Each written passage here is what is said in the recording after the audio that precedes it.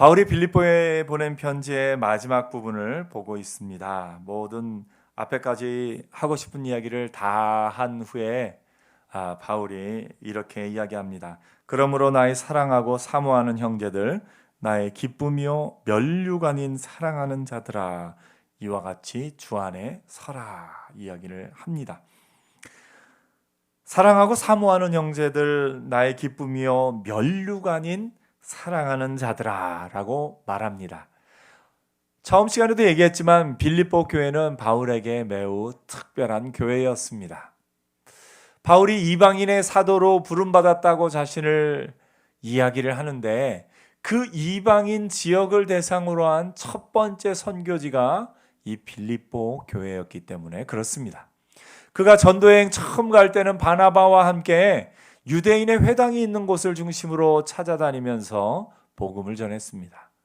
그런데 하나님의 또 역사하심 안에서 두 사람이 각각 다른 길을 가게 되어서 바울이 이런저런 지역을 가다가 성령께서 이끄시는 대로 성령께서 저 아시아 그쪽으로 가려고 했더니 막으시고 비두니아 본도 가려고 했더니 그것도 막으시고 밤에 꿈에 사람을 보내셔 마게도니아 사람이 나타나서 와서 우리를 도우라 하는 그 음성을 듣고 마게도니아 첫 성 그곳에서 복음을 전해 세운 교회가 빌립보 교회입니다. 그 빌립보 교회에게 이야기를 합니다. 나의 사랑하고 사모하는 형제들, 나의 기쁨이요 면류관인 사랑하는 자들아, 너희들은 나의 빅터스 크라운 면류관이다 라고 이야기를 하고 있습니다. 바울이 이 사랑하는 빌립보 교회 사람들에게 사랑한다고 고백하면서 나의 면류관이라고 고백하면서 이와 같이 주 안에 서라 이야기를 합니다. 주 안에 서라. 무슨 얘기입니까? 주 안에서 흔들리지 말고 견고하게 있으라 라고 이야기하는 겁니다. 우리의 믿음이 은혜 안에 있는데 우리의 믿음의 견고한 것은 흔들리지 않는 겁니다. 사람이 걸을 수 있는 능력이 있다라는 것은 넘어지지 않는다는 것을 의미하지는 않습니다. 사람은 때로 넘어질 수도 있습니다. 그러나 사람에게 있는 능력은 뭐냐면 넘어졌으나 곧 일어서는 능력입니다. 넘어져서 일어날 수 없다면 그거는 걸을 능력이 없는 거죠. 근데 넘어졌을 때 아주 치명상이 아니라면 사람은 일어나 걸을 수 있습니다. 그것이 걸을 수 있는 능력이죠. 성령 충만하여 성령 충만한 능력이 있다는 것은 잠시 넘어질 수도 있으나 곧 다시 일어나서 걷는 것이 우리의 성령 충만함입니다. 그러므로 여러분 성령 충만한 자들 되기를 축복합니다. 주 안에 서라는 말이 바로 이 의미를 담고 있습니다. 주 안에서 견고하게 서 있으라. 흔들리지 말아라. 주 안에서 견고하게 그 말씀 가운데 서 있으라고 바울이 권면하는 겁니다. 명령하는 겁니다. 이 빌립보 교회는 바울이 전한 그 예수 그리스도의 복음 위에 견고하게 서 있었습니다. 그런데 누가 그 뿌리를 흔들려고 왔습니까? 유대주의자들. 너희들 지금 그렇게 사는 것으로서는 구원받지 못한다. 할례도 받아야 되고 율법도 지켜야 되고 이것저것도 행해야 된다. 막 이야기를 합니다. 그래서 빌립보 교회가 조금 흔들렸습니다. 서로 이쪽 편 저쪽 편 유대주의자들로 말미암아 편이 나눠지기도 하고 그 가운데 흔들리는 가운데 있습니다. 바울이 다시 한번 앞에 1, 2, 3장의 말씀으로 쭉 권면을 한 후에 그러므로 너희들아 주 안에 서라. 여러분 주 안에 견고하게 서는 자로 살기를 축복합니다. 여러분 마음이 혹시 넘어질 때 빨리 일어나는 것, 이것이 능력입니다. 그래서 성령의 충만함을 구하면서 주여 내 마음이 혹 낙담되고 낙심되고 그런 어떤 마음이 들 때 내 마음에 혹 미움이 찾아오고 내 마음에 혹 후회가 찾아오고 내 마음에 혹 근심이 찾아올 때 그 근심 가운데 머무르지 않게 하옵소서. 그 미움 가운데 머무르지 않게 하옵소서. 그 후회 가운데 머무르지 않게 하여 주옵소서. 다시 일어나 주 안에 서게 하옵소서. 이것이 우리의 기도 제목이 되어야 할 줄로 압니다. 우리의 능력은요, 어떤 놀라운 일들을 해낼 때 능력이 발휘되는 것이 아니라 주 안에 서 있기만 하면 능력이 발휘됩니다. 이것이 놀라운 하나님의 은혜입니다. 너희가 내 안에 거하기만 해라. 그러면 너희는 열매를 맺을 것이다. 예수님도 뭐라고 말씀하셨습니까? 나는 포도나무요, 너희는 가지니. 너희가 내 안에 거하기만 하면, 포도나무 가지는 그 포도나무에 달려있기만 하면 그 가운데 열매를 맺게 되어 있습니다. 오늘 여러분, 주 안에 견고히 서는 믿음의 사람들 되기를 축복합니다. 우리가 어떤 일을 하지 않아도 여전히 연약함과 부족함이 있을지라도 우리가 주 안에 견고히 서 있기만 하면 나를 통해서 하나님의 역사가 이루어질 것입니다. 그래서 우리가 기도하는 건, 주여 나로 하여금 주 안에 견고히 서 있게 하옵소서. 견고하게 서 있을 때 우리 삶에 어떤 열매들이 나타나는지를 그 뒤에 바울이 이야기를 합니다. 주 안에 서 있을 때 4절, 2절, 3절에 보니까 2절에 제일 먼저 고안하기를 주 안에서 같은 마음을 품으라. 주 안에 너희가 견고히 서 있기 위해서는 같은 마음이 필요하다 이야기를 합니다. 교회는요, 언제 능력을 발휘하냐면 하나 될 때 능력을 발휘합니다. 교회가요, 놀라운 어떤 일을 해내야 교회로서 모습을 나타내는 것이 아니라 은혜 안에, 믿음 안에 하나 될 때 능력을 발휘합니다.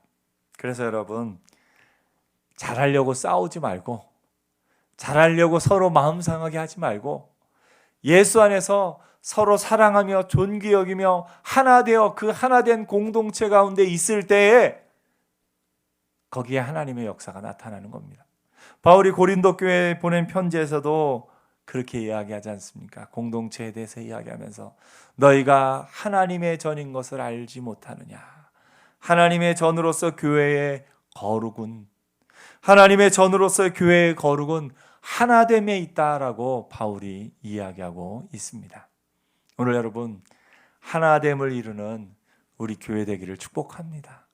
하나됨을 이루는 한국 교회 되기를 축복합니다. 내가 유오디아를 권하고 순두개를 권하노니 주 안에서 같은 마음을 품으라. 바울이 빌립보 교회에 편지 쓰면서 유오디아, 순두개 이렇게 특별히 한 사람 한 사람 이름 언급한 것이 참 흔하지는 않습니다. 바울 서신 가운데서도 아주 중요한 동역자들 몇 사람에게 그 사랑을 전할 때 그 이름을 표현하고, 권면할 때는 주로 이름을 이야기를 안 하는데, 이 두 사람 이야기를 하면서 이 두 사람이 한 마음만 품으면 놀라운 역사를 이룰 텐데 하는 그 바울의 마음이 여기에 담겨 있습니다. 사실 바울이 이 하나됨에 대해서 이야기하는 그 앞에 1장, 2장 계속 하고 있는 말입니다. 그 앞에 빌립보서 1장 27절에 오직 너희는 그리스도의 복음에 합당하게 생활하라. 이는 내가 너희에게 가보나 떠이나 있으나 너희가 한 마음으로 서서 한 뜻으로 복음의 신앙을 위하여 협력하는 것과 하나 되어 한 것이 얼마나 중요한 것이었음을 바울이 그 앞에도 언급했습니다. 또한 빌립보서 2장 2절에도 마찬가지입니다. 마음을 같이하여 같은 사랑을 가지고 뜻을 합하여 한 마음을 품어, 이렇게 이야기를 합니다. 한 마음이 정말 중요합니다. 집도요, 가정도요, 한 마음이 제일 중요합니다. 가족들이 한 마음이 되면 그 가정은 천국입니다. 그런데 가족들이 서로 다른 마음을 품고 있으면 같이 있어도 불편해요. 그래서 여러분이 가족들을 위해서, 가족 공동체를 위해서 기도할 때 제일 중요한 건 하나님 우리 가족들이 한 마음을 품게 하옵소서. 여러분이 교회 공동체를 위해서 기도할 때 제일 중요한 것은 하나님 우리 교회가 한 마음을 품게 하옵소서. 빌립보 교회의 능력은 교회가 하나 될 때 나타나는 것을 바울이 이야기하고 있는 겁니다. 그렇기 때문에 그는 유오디아와 순두개 두 지도자들에게 주 안에서 같은 마음을 품으라. 너희가 같은 마음을 품기만 해도 하나님의 역사는 이미 너희를 통해서 이루어진다 말하고 있는 겁니다.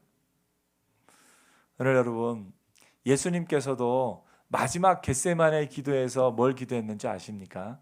요한복음 17장에 보니까 예수님께서 겟세마네의 마지막 기도를 하신 내용을 거기에 기록하고 있는데, 그 예수님이 아버지와 내가 하나인 것처럼 저들도 하나가 되게 하옵소서, 이 기도를 여러 번 하셔요. 하나님이 이 땅에 있는 교회들을 향해서 예수님이 마지막으로 기도하신 내용이 뭐냐면, 아버지와 내가 하나인 것처럼 저들도 하나가 되게 하옵소서. 여러분, 이 앞에 빌립보의 2장에 바울이 그 얘기하고 있지 않습니까? 하나됨을 위해서는 뭐가 중요하냐? 너희 안에 이 마음을 품으라. 곧 그리스도 예수의 마음이니. 저는 근본 하나님과 본체시나 동등됨을 취할 것으로 여기지 아니하시고 종의 형체를 가져 사람의 몸으로 이 땅에 오셔서 그 자신을 내어주셨다라고 이야기를 합니다. 하나됨은요, 저절로 이루어지지는 않습니다. 하나 되기만 하면 하나님의 능력이 나타나는데, 하나됨은 저절로 나타나지는 않습니다. 뭐 해야 됩니까? 내가 섬겨야 됩니다. 내가 나 자신을 죽여야 됩니다. 내 욕심과 내 마음에 있는 그런 것을 죽이고 섬길 때에 그리스도의 마음으로 그리스도께서 낮아지셨듯이 낮아져서 섬길 때 그 공동체가 하나 되는 것을 보게 됩니다.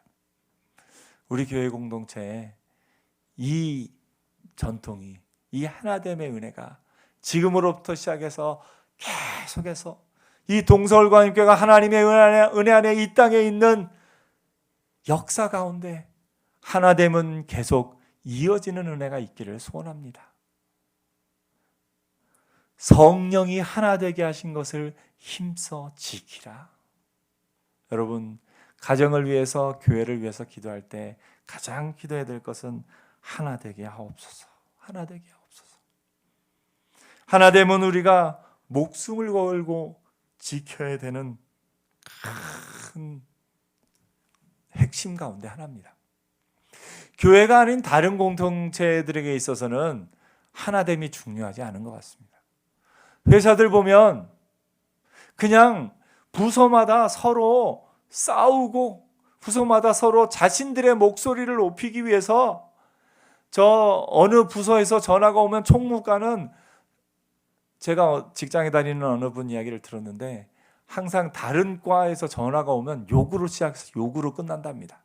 야, 이 뭐뭐야 하면서 뭘 안 했는데 뭐 잘못했는데 하면서 서로 기선제압을 하기 위해서 상대방의 코트리를 잡고, 하나됨이라는 가치를 추구하기보다는 내 목소리를 높이고 상대를 낮추면서 내 힘을 발휘하려고 하는 것, 그것이 많은 회사들의 속성인 것 같습니다.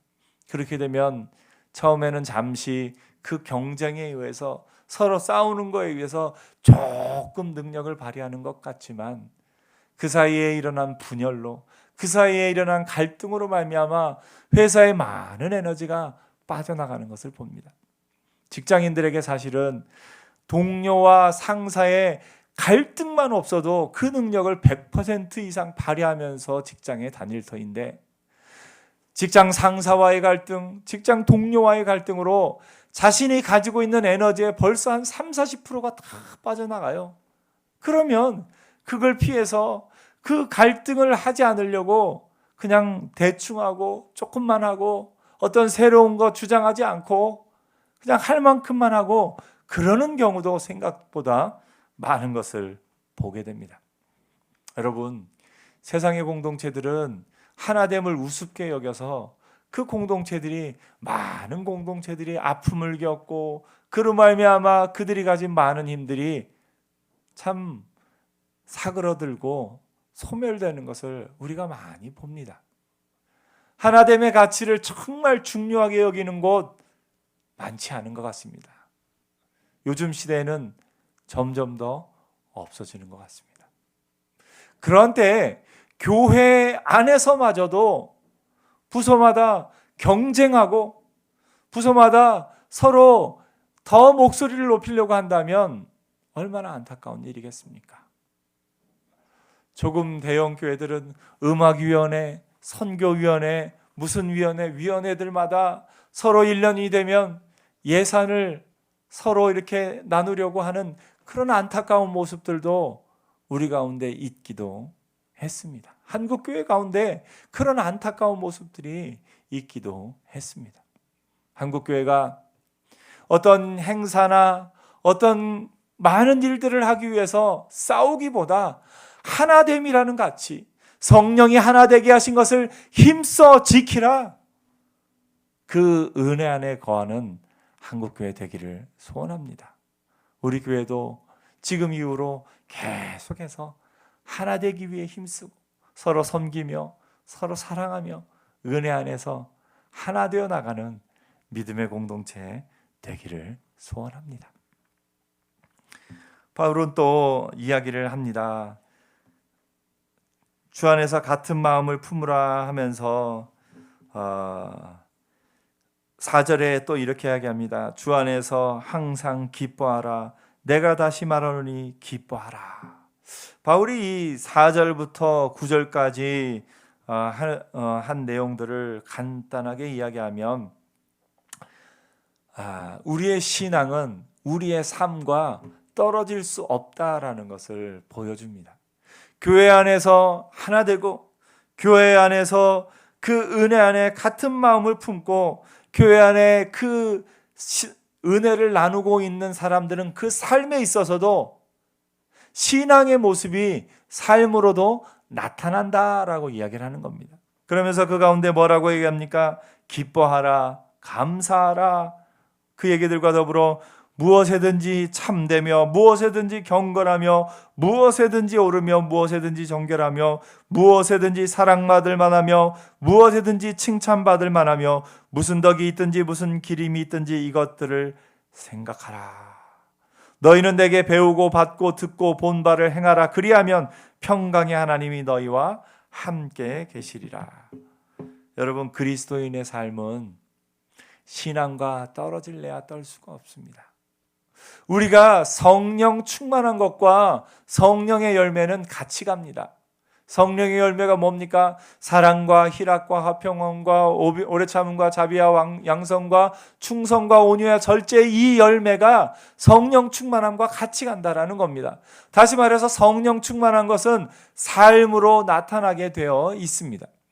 교회 공동체가 성령의 은혜 안에서 하나됨의 그 은혜를 누릴 때 그 각 개인의 삶에는 이러한 삶의 모습들이 나타난다는 겁니다. 오늘 여러분의 삶의 모습 가운데 성령의 열매들이 나타나는 은혜가 있기를 축복합니다. 바울이 빌립보 교회에게 말하는 것이, 너희가 이 세상에 있는 다른 어떤 공동체와 다른 점은 너희가 복음의 중심으로 하나 되어서 너희 안에 이러이러한 모습이 있다라는 거다 하면서 마지막으로 기뻐하라, 감사하라, 무엇에든지 참되며 하면서 쭉 이야기를 하고 있는 겁니다. 그 가운데 가장 먼저 얘기한 것이 뭡니까? 기쁨입니다. 사실 살아가는 동안에 세상의 기준으로 보면 어떨 때 기쁩니까? 큰 돈이 생겼다거나 가족들 안에 승진을 한다거나 좋은 학교에 진학했다든가 어떤 이런저런 일이 있을 때 기쁠 일이 있기는 하지만 1년 365일을 기준으로 놓고 보면 기뻐할 일이 생각보다 많지는 않습니다. 세상의 기준으로 어떤 좋은 것이 생기고 어떤 그런 일이 있을 때만 기뻐하려면 참 1년 내내 기뻐할 일은 많지 않고 오히려 슬퍼하고 염려하고 또 그렇게 고민해야 될 일들이 더 많은 것을 봅니다. 우리가 믿음 안에서 항상 기뻐하기 위해서는 하나님의 말씀을 기준으로 하나님이 우리에게 주신 그 은혜를 기준으로 이 세상을 보아야 합니다. 주 안에서 항상 기뻐하라. 어디 안에서요? 주 안에서 기뻐하라. 이런 겁니다. 여러분, 예수 안에서 기뻐하는 삶은 성령 충만한 삶의 바깥으로 나타나는 열매입니다. 성령의 열매 가운데서 사랑과 희락이라고 얘기하지 않습니까? 그 희락, 우리 안에 있는 기쁨. 여러분, 기쁨과 웃음은 좀 차이가 있는 것 같아요. 웃음은 어떤 코미디 프로나 어떤 이 TV에서 어떤 프로그램을 볼 때 그걸 보면서 웃을 수는 있어요. 웃을 수는 있어요. 누가 웃긴 말을 해서 웃을 수는 있습니다. 그런데 기쁨은 어디서부터 솟아나와야 됩니까? 이 속에서부터 솟아나와야 되는 거예요. 그런데 내가 환경과 상황과 모든 것을 생각하면 기뻐할 수 있는 그것이 많지 않습니다. 기쁨의 원천은 예수 그리스도입니다. 오늘 여러분의 삶에 예수 그리스도를 깊이 묵상함으로 말미암아 기쁨이 넘쳐나는 자로 살기를 축복합니다. 나를 사랑하시고 나를 구원하시고 나를 위하여 자기 자신을 내어주시고 십자가에 달려 죽으시기까지 나를 사랑하신 그 사랑을 묵상하고 알면 알수록 우리 마음 가운데는 기쁨이 샘솟아나고 기쁨이 넘쳐나는 겁니다. 주 안에서 기뻐하라. 내가 다시 말하노니 기뻐하라. 오늘 여러분, 주 안에서 기뻐하는 은혜가 있기를 축복합니다.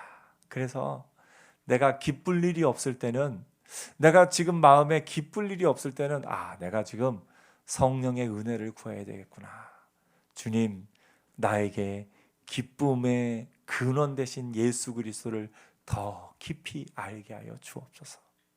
기쁨의 근원 되신 예수 그리스도로 말미암아 내 삶을 다시 해석하게 하여 주옵소서. 내가 내 자신과 대화를 나누면요, 슬퍼할 일이 더 많은 것 같습니다. 야, 너 지금 상황이 어떻니? 너 지금 상황이 이런저런 일이 참 힘들지 하면서 내가 나 자신과 대화를 나누면 슬퍼할 일이 더 많습니다. 젊을 때는 이것도 하고 저것도 했는데 하면서 그런 이야기를 할 수도 있고, 내가 좀 뭐가 있으면 이것도 하고 저것도 할 텐데 생각을 할 수도 있습니다.